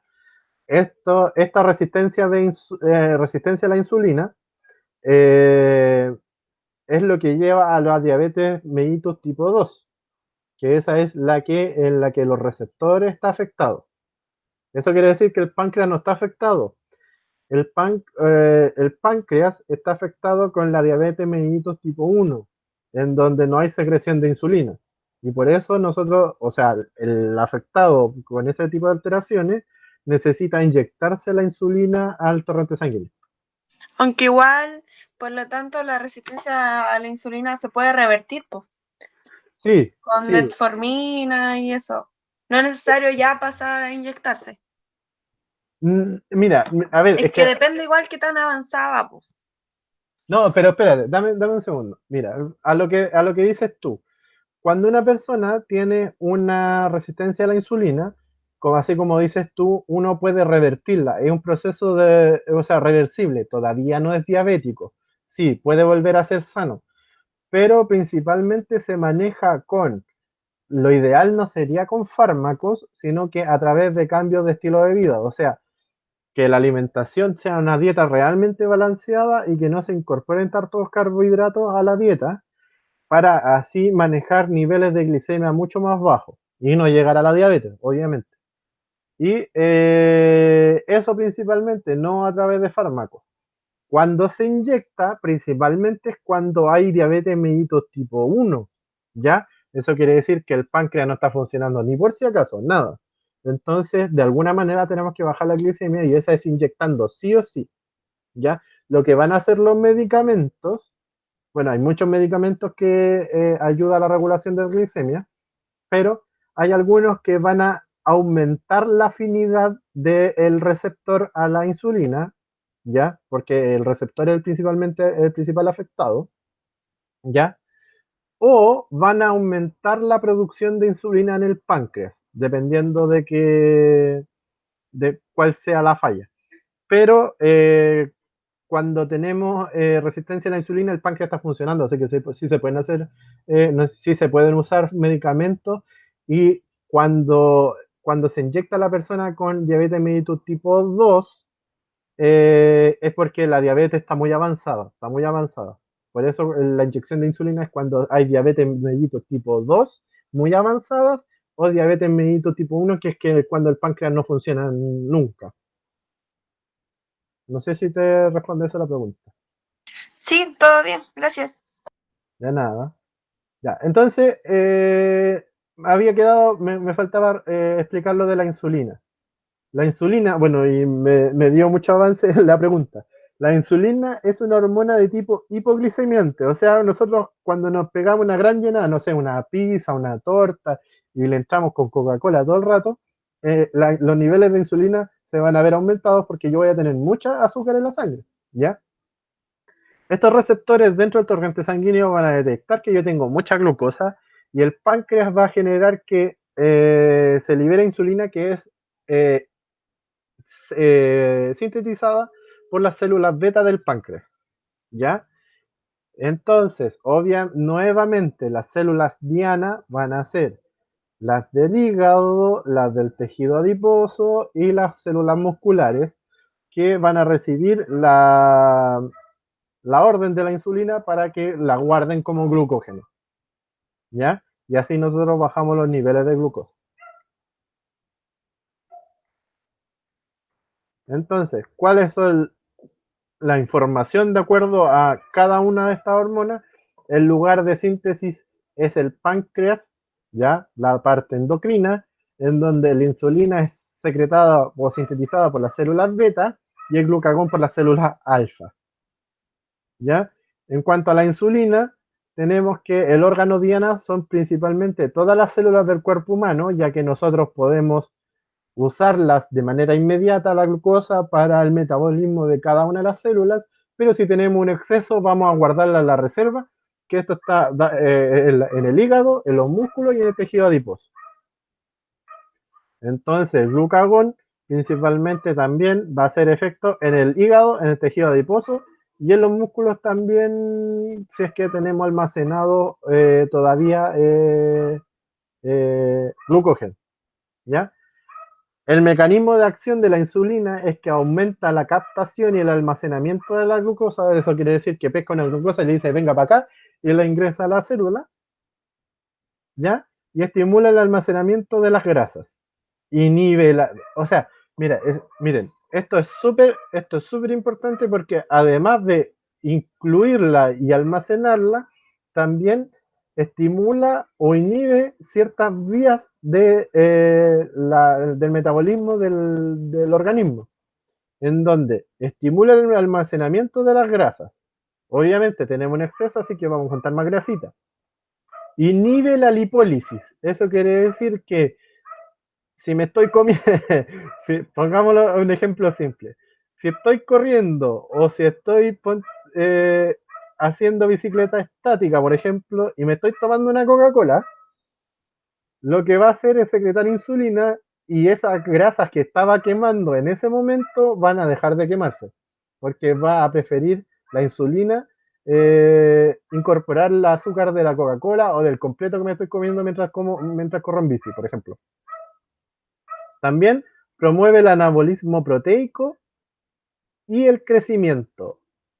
Obviamente, si nosotros estamos incorporando glucosa a todas nuestras células, vamos a aumentar el metabolismo o el anabolismo proteico, ¿ya? Y el crecimiento de las células.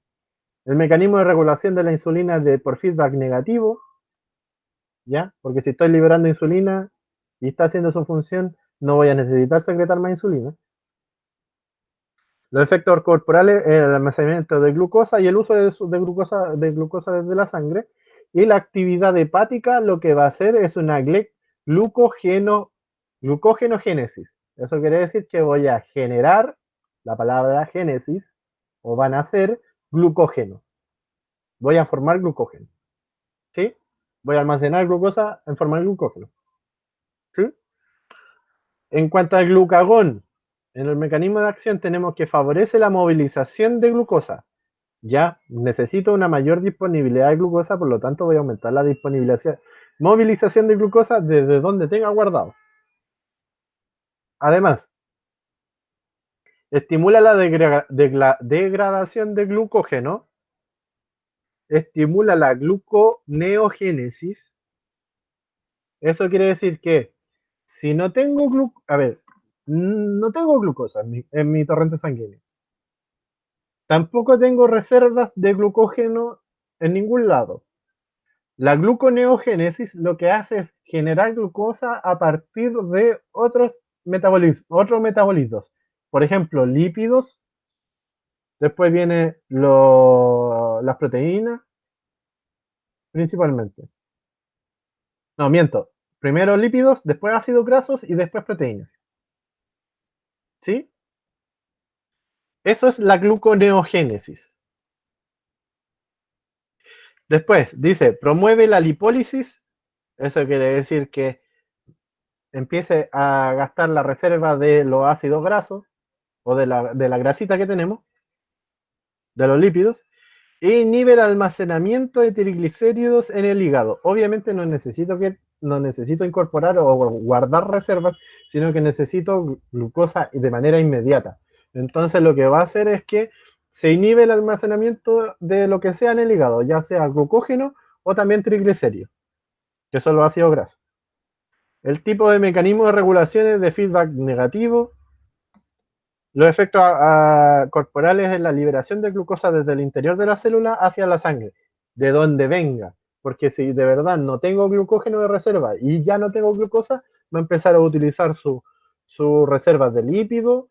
Después, ya cuando es más grave, obviamente las proteínas, pero se puede generar glucosa a partir de esos metabolitos que tenemos en el cuerpo humano. ¿Ya? Y la actividad hepática va a generar una glucogenólisis. Eso quiere decir que va a ser una lisis de glucógeno. Por tanto, el glucógeno yo lo voy a empezar a dividir para generar glucosa. ¿Sí? ¿Se entiende? Es mucha información porque son muchas vías metabólicas que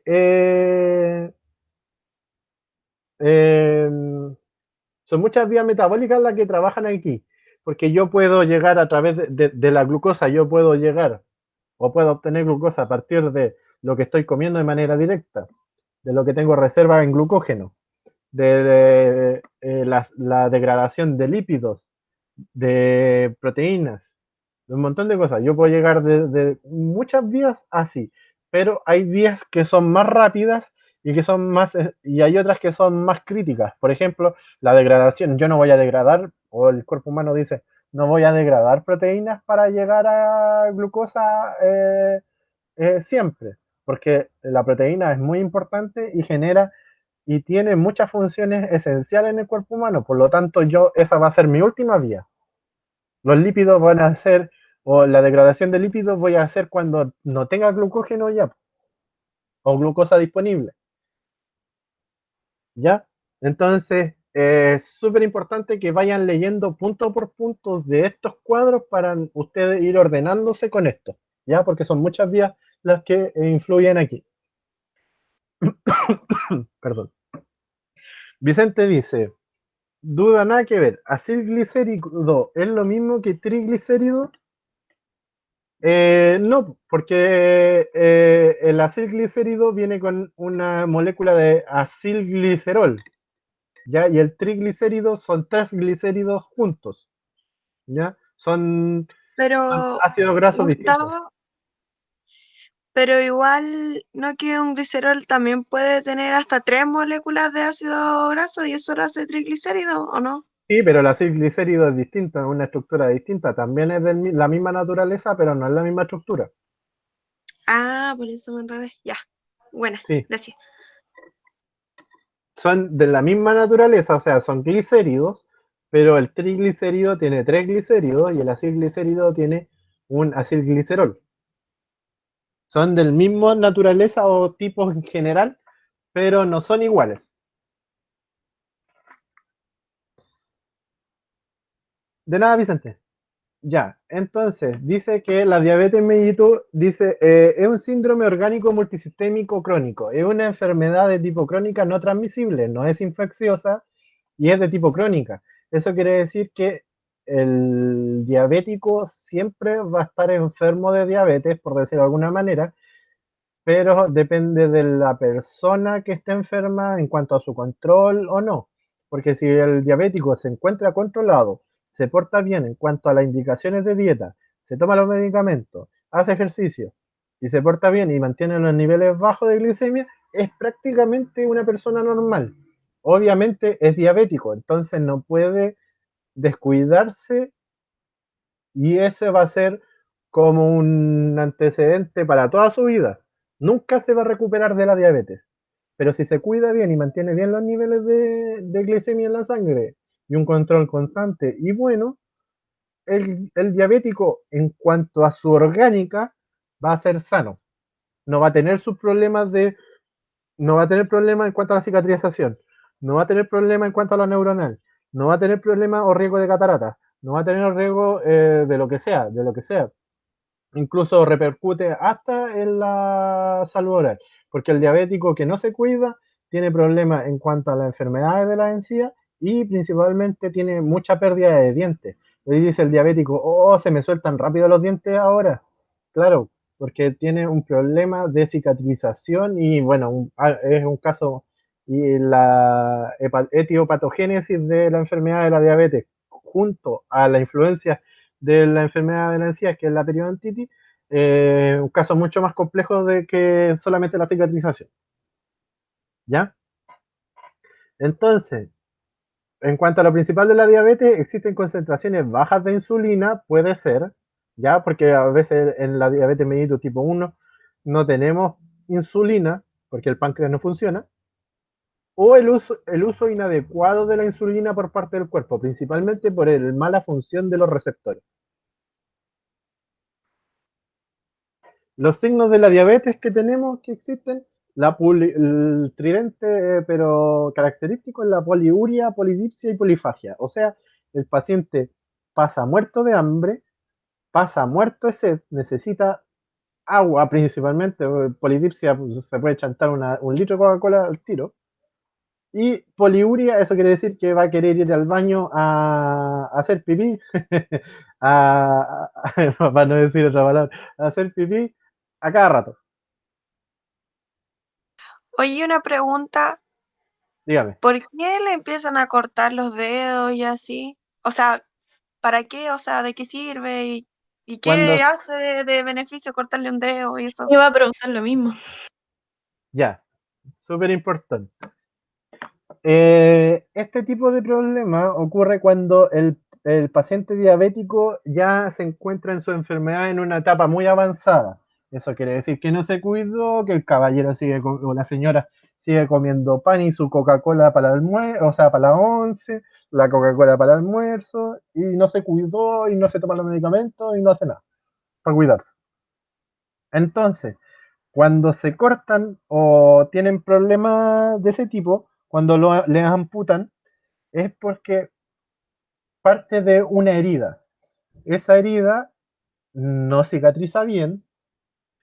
Lo que ocurre en los pacientes diabéticos es que las células del sistema inmune funcionan de manera muy mala. Eso quiere decir que uno cuando se corta y empieza un proceso, por ejemplo, infeccioso pónganse usted una herida, lo que ocurre es que va una primera línea de células del sistema inmune que son los polimorfonucleares. Estos van al lugar de la infección a combatirla. ¿Ya? Después ocurre lo que se acercan los linfocitos de tipo T principalmente, que es como la inmunidad un poquito más tardía. ¿Ya? Pero en el paciente diabético está deficiente esa cosa. O sea, no saben para dónde ir y generalmente no ocurre que vayan al lugar de la real infección. Además de que los macrófagos tienen una baja capacidad de fagocitosis, o sea, el sistema inmune para la embarrada. Además de eso, de que el sistema inmune está malo, cuando por ejemplo, se realiza un corte profundo o hay una reparación de tejido, lo que nosotros sintetizamos y colocamos ahí es tejido colágeno. El tejido colágeno en los pacientes diabéticos está glicosilado. Eso quiere decir que es como si nosotros tuviéramos hilitos de colágeno, pero están llenos de azúcar. Entonces nosotros, no, o sea, el paciente diabético no puede generar una reparación eficiente si tiene hilos de colágeno o fibras de colágeno que están totalmente azucarados. ¿Ya? Entonces la infección va a aumentar, va a aumentar, va a aumentar hasta que hay una muerte del tejido, ¿ya? Y que este tejido pasa a un estado de gangrena. ya que está totalmente muerto. Entonces, para evitar que esa enfermedad, o sea, esa infección se propague, que siga avanzando por el miembro que se ve afectado y que pasa al torrente sanguíneo, porque si pasan esta infección se aumenta por el torrente sanguíneo y pasa hacia el torrente sanguíneo, puede generar una falla multisistémica que provoque la muerte. ¿Ya? O sea, las bacterias van a entrar al corazón, a todos los órganos y van a generar una falla multisistémica, un paro cardíaco o un paro cardiorrespiratorio o lo que sea. Entonces, por eso se amputa el miembro que se ve afectado en ese tipo de pacientes. Entonces, ¿es como coincidencia nomás que comúnmente sean los dedos de los pies? ¿O casi siempre va a haber una infección a nivel de los pies en el caso de diabetes? Es que, a ver, es que también puede ser mal cuidado. Bueno, porque es que los pies ocurre como la parte más común, porque es la parte en donde tenemos más lejana a nuestra vista. Nunca nos revisamos los pies. Nosotros podemos hacer bolsa a los pies, o sea, nos ponemos a caminar y nos ponemos los zapatos que sea, da lo mismo, en total aguantan. Como que uno tiene la idea de que el pie siempre va a aguantar. Entonces, además, uno se puede generar, o el diabético se va a generar una herida muy pequeña y nosotros casi siempre tenemos el aviso del dolor. Lo que tiene el problema del diabético también es que tiene una alteración a niveles de terminales nerviosos. Entonces tampoco la herida le va a doler. Entonces puede haber una herida muy grande o puede ser una herida muy pequeña y ustedes de por sí van a sentir el dolor en la herida, pero el diabético no lo va a sentir. Entonces va a seguir y la herida va a crecer y se va a infectar. Además que el diabético también tiene una susceptibilidad también a formar problemas o tener problemas con hongos. No solo en los pies es súper común también tener hongos, o sea, es muy común en las personas. Pero también en la boca, por ejemplo, el diabético que usa prótesis también es muy común que genere y que provoque crecimiento de hongos en la boca, ya de cándida, por ejemplo. Y en los pies va a ser lo mismo, uno no siempre se revisa los pies. Y el diabético, o sea, el diabético que sea muy mateo se los va a revisar, pero no todos lo hacen. Entonces, es muy importante eso, que tiene alteraciones en terminales nerviosos y así como todos nosotros respondimos a través del dolor y nos vemos la herida y nosotros sabemos dónde está la herida, el paciente diabético no lo sabe, si no se revisa bien los pies, siempre no va a saber que hay una herida y eso se puede complicar.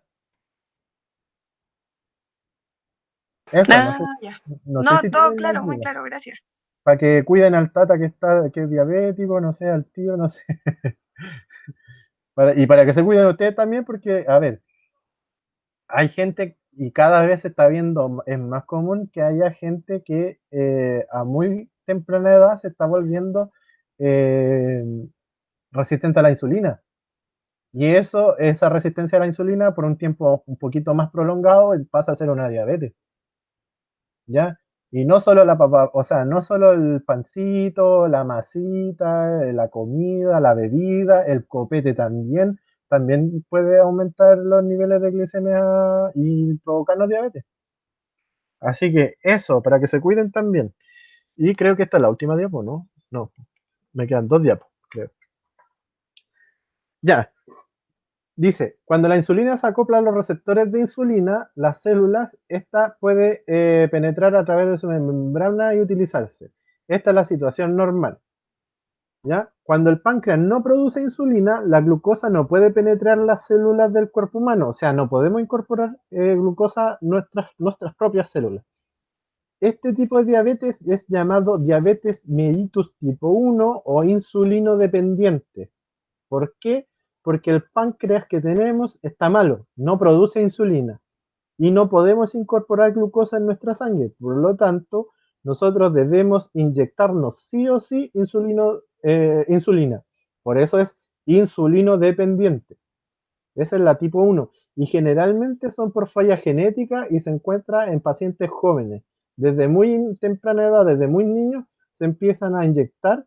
Incluso hay, bueno, ventajas de la tecnología. Ahora hay bombas de insulina. O sea, te colocan una bomba que es un dispositivo chiquitito y te lo colocan debajo de la piel y eso te va a inyectar automáticamente insulina y no tienes que inyectarte tú con la jeringa o esta hormona, sino que la bomba es la que actúa, ¿ya? Y tenemos la diabetes mellitus tipo 2 o no insulino dependiente, que es cuando los receptores de insulina están afectados y la insulina que está ahí en el torrente sanguíneo no hace efecto en la célula que va a incorporar la glucosa porque su receptor está malo o porque se cansó también. Los resistentes a la insulina, el defecto que tiene ese receptor es que el receptor está malo, se cansó o tiene un defecto, ya no hace afinidad con la insulina, ¿ya? Y esta es la última. Entonces, nosotros al consumir alimentos tenemos una hiperglicemia, ¿ya? ¿Qué efecto tiene el exceso de glucosa en la sangre sobre la eliminación en la orina? Cuando una persona, por ejemplo, se está volviendo diabética, la glucosa comienza a eliminarse por por la orina. Esto se llama glucosuria, ¿ya? Esta glucosuria, qué efecto tiene la mayor concentración de glucosa en la orina sobre el volumen de ella? La glucosa ejerce un efecto osmótico que arrastra el agua, ¿ya? Eso quiere decir que si yo voy a eliminar determinada cantidad de glucosa, necesito arrastrar más agua para poder eliminarla, ¿sí? Es como la sal, ¿ya? Si yo voy a eliminar una mayor cantidad de sodio, necesito una mayor cantidad de agua para poder eliminar esa concentración, ¿sí? Aquí ocurre lo mismo, ¿sí? Entonces, al aumentar el volumen de orina, nosotros lo conocimos como poliuria. Si el sujeto orina mucho más de lo normal, ¿qué mecanismo compensatorio se activa para evitar la deshidratación? La polidipsia, porque nuestro centro de sed en nuestra cabeza no va a estar pidiendo más agua porque no estamos deshidratando. ¿Ya? Ese es como el efecto dominó que ocurre en los pacientes con diabetes y que principalmente parten por una hiperglicemia. Ya, esta es la última pregunta. Dice, se investiga una sustancia de origen peptídico que entre otras funciones promueve la síntesis de proteínas, estimula la división celular y aumenta la síntesis de tejido óseo. A partir de estos datos se deduce que esta sustancia es la hormona A insulina, BT3, C, GH, D, FSH, E, somatostatina. ¿Cuál es? ¿Cuál es? ¿Cuál es? Diego dice la E. ¿La E, Diego? ¿Seguro? Vicente dice la B. Diego dice, léela de nuevo. No tirís tan rápido, pues Diego, piénsala.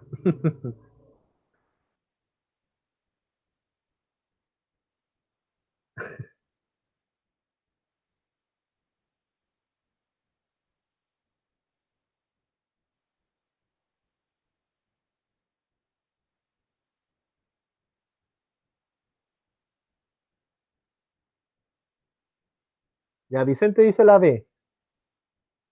¿Alguien más? Yo pensé que iba a ser corta la clase, pero no lo fue. Vicente dice que puede ser la C o la B. La Zainab dice la C.